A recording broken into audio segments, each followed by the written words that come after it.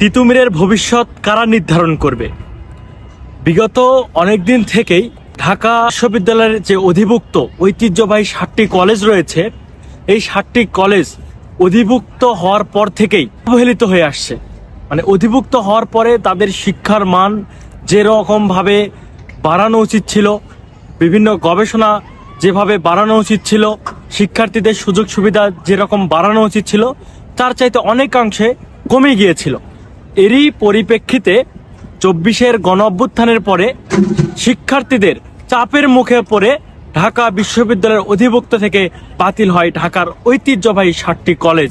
এবং অধিভুক্ত বাতিলের পর থেকেই এই তিতুমীর কলেজকে বিশ্ববিদ্যালয় করার দাবিতে তিতুমীর ঐক্য নামক যে প্ল্যাটফর্মটি রয়েছে, তারা কিন্তু সোচ্চার ভূমিকা পালন করে।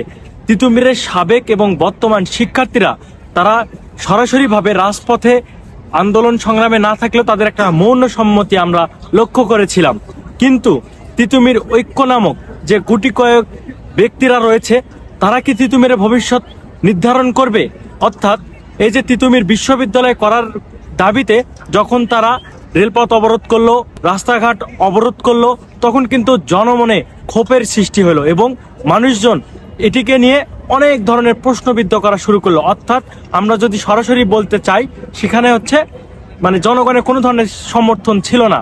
24-এর অভ্যুত্থানে মানুষের অনেক ধরনের ক্ষতির সম্মুখীন হয়েছে, কিন্তু অভ্যুত্থানের পরবর্তীতে যখন রাস্তাঘাট বন্ধ করে দেওয়া হচ্ছে, রেলপথ অবরোধ করে দেওয়া হচ্ছে, তখন কিন্তু জনমনে ক্ষোভের সৃষ্টি হবে। সেই জায়গা থেকে আমরা মনে করেছিলাম যে একটি বিশ্ববিদ্যালয়ের দাবি কখনোই জনমনে ক্ষোভের সৃষ্টি হোক, কখনোই মানুষের ভোগান্তি সৃষ্টি হোক, এটি আমরা চাই না।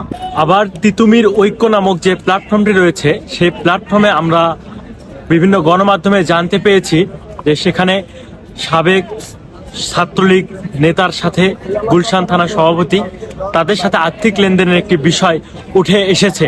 এবং একই সাথে এই যে রেলঘাট বন্ধ, এরপর হচ্ছে রাস্তাঘাট বন্ধ, এই যে বিষয়গুলো, এই জিনিসগুলো নাকি দিল্লি থেকে মানে যে পতিত ফ্যাসিস্ট সরকার যে চলে গিয়েছে, তাদের একটা ইন্ধন রয়েছে এখানে। তো এখানে আর কি শিক্ষার্থীদের মাঝে এক ধরনের আশঙ্কা তৈরি হয়েছে যে এগুলো কি আসলে সত্য কিনা।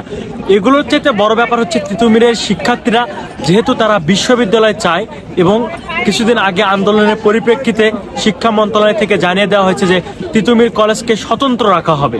হ্যাঁ, তো স্বতন্ত্র যদি রাখা হয় তাহলে তো কলেজই থাকলো, সেটা তো আর বিশ্ববিদ্যালয় হলো না। তিতুমীর কলেজের শিক্ষার্থীদের সামনে একটি বড় সুযোগ রয়েছে যে তারা বিশ্ববিদ্যালয়ের শিক্ষার্থী হতে পারবে। অর্থাৎ এই যে 7 কলেজ মিলে যে সরকারিভাবে যে একটি উদ্যোগ নেওয়া আমরা দেখতে পেয়েছি, যে সেন্ট্রাল ইউনিভার্সিটি, তো সেখানে যদি তিতুমীরকে এঙ্গেজ হয়, তাহলে কিন্তু তিতুমীর পরবর্তী নতুন যে শিক্ষার্থীরা রয়েছে, তারা হয়তো এই বিশ্ববিদ্যালয়ের স্বাদ পাবে।